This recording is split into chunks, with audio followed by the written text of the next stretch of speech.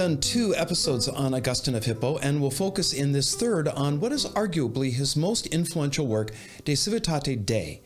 That's the Latin title. In English, The City of God. Augustine labored on this work for 13 or 14 years, and it is the epitome of Latin Christian apologetics. It's been called by some the blueprint for the Middle Ages, making its author, Augustine, the architect of the Middle Ages. In it, we see the brilliance and scope of Augustine's mind. We also see his pastoral instinct, for the work is really an attempt to comfort and encourage not just Christians, but really all the citizens of the Roman Empire at a time when their world was crumbling around them. It was crumbling because barbarians were running amok in Western Europe. While aimed directly at the followers of Jesus, it held forth hope to pagan Romans that if they would convert to Christianity, the comfort offered God's people would be theirs as well. The work began as a response to the spirit-shattering looting of Rome by the Goths in 410. At the time, Rome was largely a living ruin, no longer the capital. That honor had shifted to Constantinople, far to the east. Be that as it may, Rome still held a strong sentimental place as the birthplace of Roman civilization. It was more symbol than substance. But symbols carry powerful emotional attachment. Seeing or even just hearing that it had been violated by a people that in its heyday could have been easily crushed seemed a travesty of cosmic proportions. Devout pagans were sure that Rome had been violated as judgment because the traditional gods and goddesses who'd overseen Rome's rise had been set aside in favor of the new kid in town, Jesus. If people would forsake the old deities, pagans said, then those deities would do more than just forsake the people. They would judge them by opening the doors to their enemies. Augustine began the City of God as a reply to that. It developed into a complete philosophy of history, an eloquent apologetic for what would become known as the providential view of history. Augustine posits 2 cities. One represents the world, the other heaven. These 2 cities reflect 2 loves. The worldly city was the love of self, while the city of God was the love of and for God. The book begins with a refutation of pagan attacks on Christianity. The next section elaborates on hints in the first section on Augustine's philosophy of history. He describes the origin, progress, and end of both cities. And when I say city, think better society. Better, think that all that goes into a community living together with a shared sense of values, language, and customs. And all of that drawn from a fundamental understanding of reality. We might say that Augustine describes the difference between the worldviews of the world city and God's city. Now that sounds as though Augustine posits the 2 cities as ever distinct. That's not really the case. He sets them as they are manifest in the world, as often mixed in both concept and form, and though mixed, ever at odds, because the loves that animate them are irreconcilable. In the City of God, we witness the evolution of this thought and theology. This is something that academics are taking a greater interest in today. Indeed, it gets right to the heart of some of his interpretations of the Apostle Paul's New Testament letters, yielding one of the thorniest debates in the church for both Protestants and Roman Catholics. It has to do with the debate as it's classically been framed between Calvinism and Arminianism, though those terms fall short of the positions backing each side of the controversy. While the debate has been put to rest in the Roman Catholic Church, it may surprise modern Roman Catholics to hear that there was a time when their theologians had their own contentious debate over the very things that Protestants still wrangle over. We'll get to that in a much later episode. For now, it's enough to note that the City of God shows the evolution of Augustine's thoughts from some of his earlier writings. And we can expect people to grow and to change, but it can be unnerving when a theologian gives an essay speaking authoritatively on a subject, and then 5 or 6 years later does a 180-degree flip on the same subject. As I shared in the previous episode, in earlier works, Augustine laid out a pattern for history as progressing before the law, under grace, and in peace.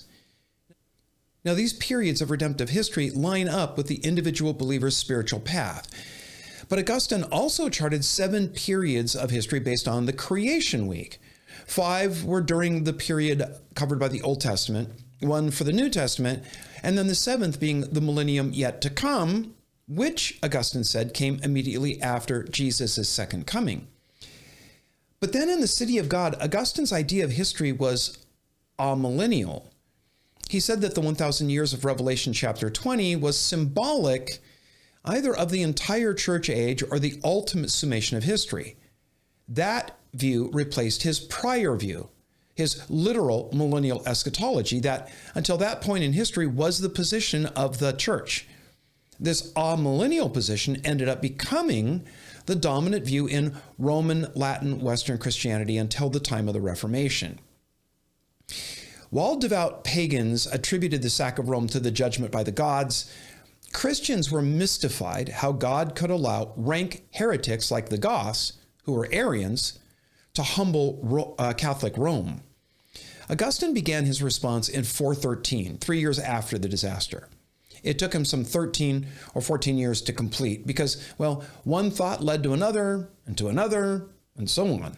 One of Augustine's proteges, named Paulus Orosius, was quicker on the draw, and he published an apologetic for why Rome had fallen called History Against the Pagans. Now, Orosius's argument was that history's been a chronicle of disasters. The victims who witnessed them usually deem them the greatest of all. But, said Orosius, since the coming of Christ, the world had actually become more peaceful. As the gospel spread, it first brought peace between God and man, and then between man and man. If only Orosius could have seen what horrors lay ahead in history. His work may have brought temporary relief and perspective, but it was swept aside when Augustine's work was finally published. Though the Goth sack of Rome sparked Augustine's composition of the City of God, he follows Orosius' example and uses it to describe a wider philosophy of history. Augustine ponders the core problem, evil. What is its cause? What is its very nature? How can evil exist when God is who he is, what he is? All good, all powerful, wise, all loving? Augustine concludes that evil is not a thing in itself. Rather, it's the bending or the twisting of a thing. It is the non-existence or the essence of what the thing is supposed to be, as planned by God in its creation. It is, as he said, quote, the loss of the good, unquote. Put this way, evil and good are not opposites. Evil is just the distortion of the good. If there were no good, there would be no evil because there'd be nothing to distort. Darkness is not the opposite of light, it's the absence of light. So for Augustine, sin is an irrational defiling of the good. It's understandable why Augustine settled on this description of evil. It was likely fired by his repudiation of the 9 years that he spent in Manichaeanism. They said all reality is a near eternal battle between good and evil, darkness and light. It's only at the halfway point in the City of God that Augustine gets around to defining the two cities. He shows how the contest between the world city and the City of God has been going on throughout history. Indeed, it is history's engine, its motive force. Human society is the product that comes from the crucible of this conflict.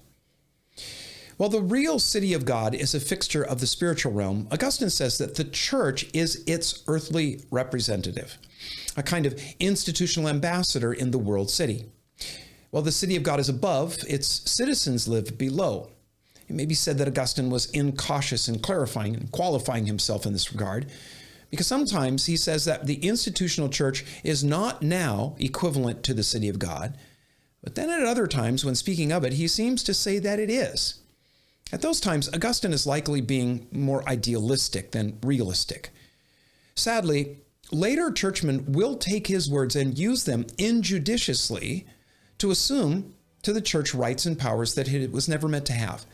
The entire concept of a Holy Roman Empire with a Holy Roman Emperor is one such movement.